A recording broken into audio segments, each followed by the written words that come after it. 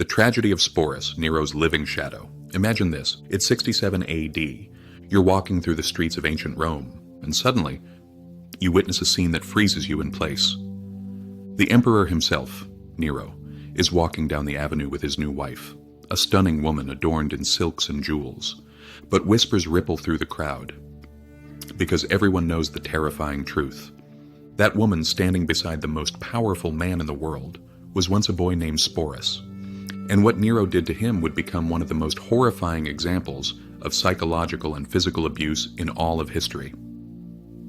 Before we begin this tale of survival and suffering, if you enjoy uncovering the hidden faces of history, don't forget to subscribe and like this video. And please, share in the comments the moments that struck you the most. Because exploring these ancient stories together from every corner of the world is proof that our curiosity transcends both time and place. This isn't just another story from Rome. It's the story of how absolute power can twist love into obsession, grief into madness, and turn a human being into a living puppet built to satisfy a tyrant's fantasy. Maybe the name Sporus sounds familiar, but when you hear this story, you'll remember where from. The birth of a tyrant. Let's begin with the man behind the tragedy. Nero was not born evil. In fact, the early years of his reign were filled with promise. At just 16, many Romans believed a golden age had begun.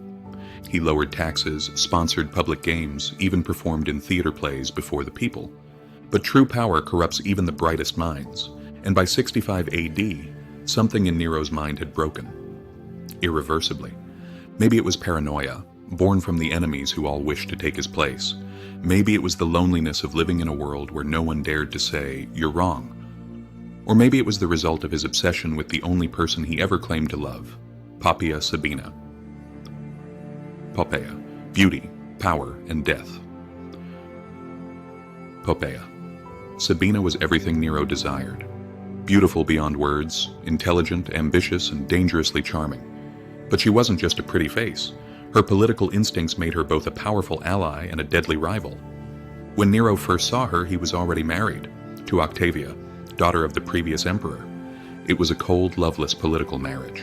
Poppaea was the opposite, vibrant, dominant, unforgettable. Their affair began as scandal and soon turned into obsession. Nero wasn't just in love with Poppaea, he wanted to possess her completely.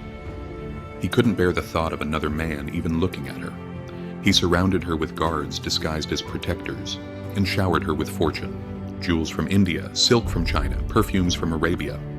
Reality itself began to bend under his obsession. He divorced Octavia and married Poppaea in a dazzling ceremony. But even that didn't satisfy him. He isolated her from everyone, her friends, her family, until she was nothing but an object of his control. A burst of rage and a death. In 65 AD, an argument broke out. Some say because Nero came home late, others because Poppaea criticized his endless theater performances.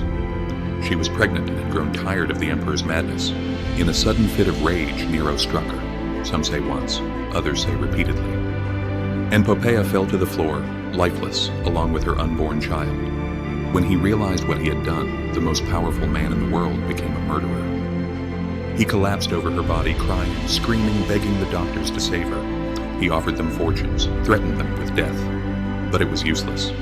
Something inside Nero's mind shattered completely. Instead of mourning her, he decided to immortalize her. He declared Poppaea a goddess, had her body embalmed, and her tomb turned into a temple. And every day he spoke to her corpse, as if she could still hear him. Sporus's nightmare. It was around this time that a young slave named Sporus entered Nero's life. He was 14 or 15 years old. Raised in the palace, educated, refined. But his misfortune was that he looked exactly like Poppaea. The moment Nero saw him, his madness reignited. It was as if Poppaea's soul had returned, inside this boy's body, and Nero decided to make it real. Sporus was a boy, yes, but when a man believes himself to be a god, gender means nothing. Nero summoned Rome's physicians and ordered them to transform the boy into a woman. What followed wasn't surgery, it was torture. In pain and silence behind locked doors, a human identity was destroyed. A wedding to the dead. Months later, Nero announced a new celebration. He was to marry Sporus. Yes, the boy he had mutilated, the boy who resembled his dead wife. A fortune was spent on the ceremony. Sporus was given Poppaea's name, her jewels, her silks.